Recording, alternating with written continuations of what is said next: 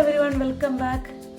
കുറേ നാളായി റോബോട്ടിക്സിൻ്റെ വീഡിയോസൊക്കെ ചെയ്തിട്ട്. അപ്പോൾ നമ്മുടെ സ്കൂളിലെ annual exam, paper valuation, result publication ഒക്കെ തിരക്കായിട്ട് അതങ്ങ് പോസ് ചെയ്ത്, പിന്നെ ഇങ്ങ് വെക്കേഷനായി ഫാമിലി വ്ളോഗൊക്കെ ചെയ്ത് അങ്ങനെ റീൽസ് ഇട്ടപ്പോഴേക്കാണ് എനിക്ക് ഒരുപാട് കമൻറ്റുകളും മെസ്സേജുകളൊക്കെ വരുന്നത്, ടീച്ചർ എന്താ റോബോട്ടിക്സിൻ്റെ വീഡിയോ ചെയ്യാത്തതെന്ന്. അപ്പോൾ ഇന്ന് റോബോട്ടിക്സിൽ അല്ലെങ്കിൽ ഇലക്ട്രോണിക്സിൽ ഒത്തിരി LEDs നമ്മൾ യൂസ് ചെയ്യാറുണ്ട്. ഇലക്ട്രോണിക്സിലെ ഏറ്റവും കുഞ്ഞൻ കമ്പോണാണ് LED അല്ലേ. ഈ LED നമ്മൾ പലപ്പോഴും ഉപയോഗിക്കുന്നത് ബാറ്ററിയിൽ ഡയറക്റ്റ് കണക്ട് ചെയ്യുക ചെയ്യുന്നത്. ഡയറക്റ്റ് കണക്ട് ചെയ്ത് കുട്ടികൾ എപ്പോഴും കളിക്കാറുണ്ട്. ഇങ്ങനെ നമ്മുടെ ബാറ്ററി കിട്ടുമ്പോഴേക്കും അതിങ്ങനെ ഡയറക്റ്റ് കണക്ട് ചെയ്യുക, ബ്ലിങ്ക് ചെയ്യും. 9 വോൾട്ടിൻ്റെ ബാറ്ററി ആണോ, അല്ലെങ്കിൽ 1.5ൻ്റെ ബാറ്ററി ആണോ, അല്ലെങ്കിൽ 12 വോൾട്ടിൻ്റെ ബാറ്ററി ആണോ, ഏത് ബാറ്ററി ഉണ്ടെങ്കിലും കുട്ടികൾ ഡയറക്റ്റ് എടുത്തത് കണക്ട് ചെയ്യും. അപ്പോൾ എന്താ സംഭവിക്കുക? LED അടിച്ചു പോകും.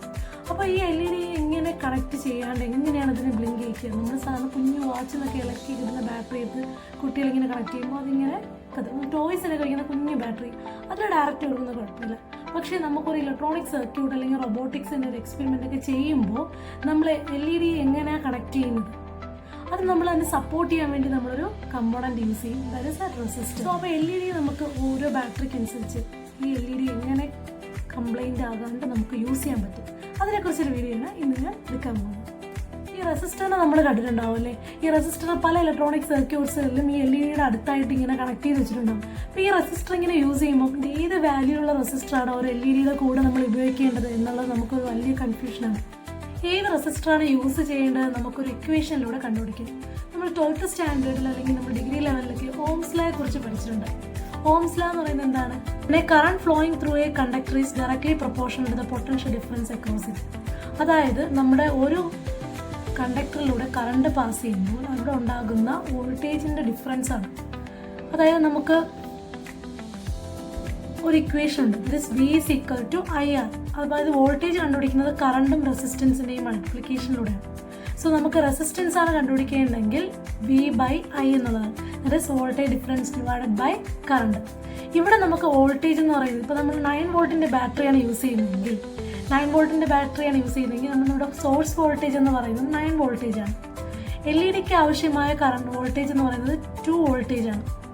അപ്പോൾ നമുക്ക് അവിടെ ഒരു ഡിഫറൻസ് വേണം, വോൾട്ടേജിൻ്റെ source voltage minus load voltage. അപ്പോൾ അതെങ്ങനെയാണ് കാൽക്കുലേഷൻ ചെയ്യുന്നത് നമുക്ക് നോക്കാം. ഇവിടെ നമ്മൾ 9 വോൾട്ട് ബാറ്ററി യൂസ് ചെയ്യുന്നത്. അപ്പോൾ 9 വോൾട്ട് ബാറ്ററിയുടെ source voltage that is VS.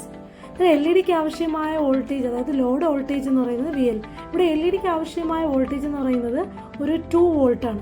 അപ്പോൾ നമുക്ക് അവിടുത്തെ വോൾട്ടേജ് ഡിഫറൻസ് കാൽക്കുലേറ്റ് ചെയ്യാനായിട്ട് സോഴ്സ് വോൾട്ടേജ് എന്നത് 9 വോൾട്ട്, ലോഡ് വോൾട്ടേജ് എന്ന് പറയുമ്പോൾ നമ്മുടെ LEDയുടെ വോൾട്ടേജ് ആണ്, ദാറ്റ് ഈസ് 2 വോൾട്ട്. അപ്പോൾ നമുക്കതിൻ്റെ ഡിഫറൻസ് ആണ് കാൽക്കുലേറ്റ് ചെയ്തിട്ട് നമുക്ക് ഫൈനൽ വോൾട്ടേജ് ആയിട്ട് കിട്ടുന്നത്, that is VS minus VL.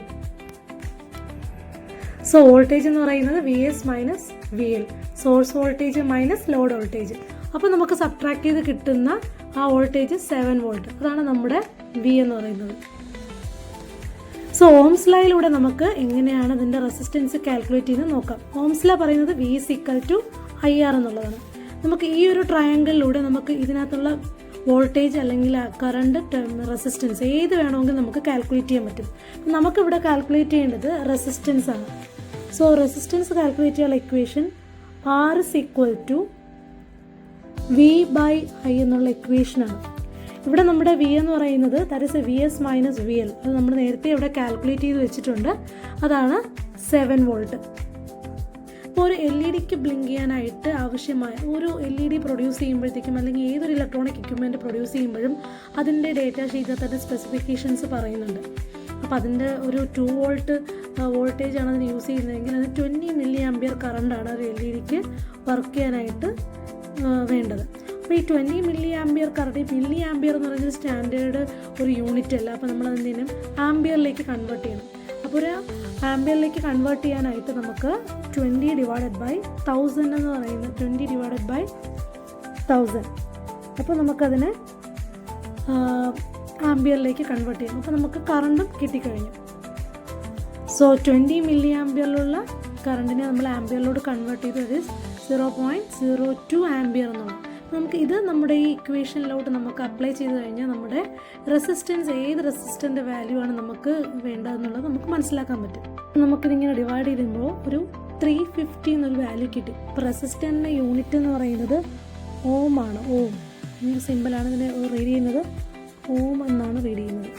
അപ്പോൾ ഈ ഒരു വാല്യൂ നമുക്ക് കിട്ടും ഈ റെസിസ്റ്റർ മാനുഫാക്ചർ ചെയ്യുന്ന ആളുകൾക്ക്. അപ്പോൾ അവർ റെസിസ്റ്റർ മാനുഫാക്ചർ ചെയ്യുമ്പോൾ കുറേ വാല്യൂസിലുള്ള റെസിസ്റ്റേഴ്സ് ഉണ്ട്. അപ്പോൾ ഇപ്പോൾ നമുക്ക് കിട്ടുന്ന വാല്യൂയേക്കാളും കുറച്ചും കൂടെ ഹയർ വാല്യൂസിലുള്ള റെസിസ്റ്റർ വേണം നമുക്ക് ചൂസ് ചെയ്യാം. അപ്പോൾ 350 ഓമിലുള്ള റെസിസ്റ്റർ മാർക്കറ്റിൽ അവൈലബിൾ അല്ല, 330 ഓമിലുണ്ട്.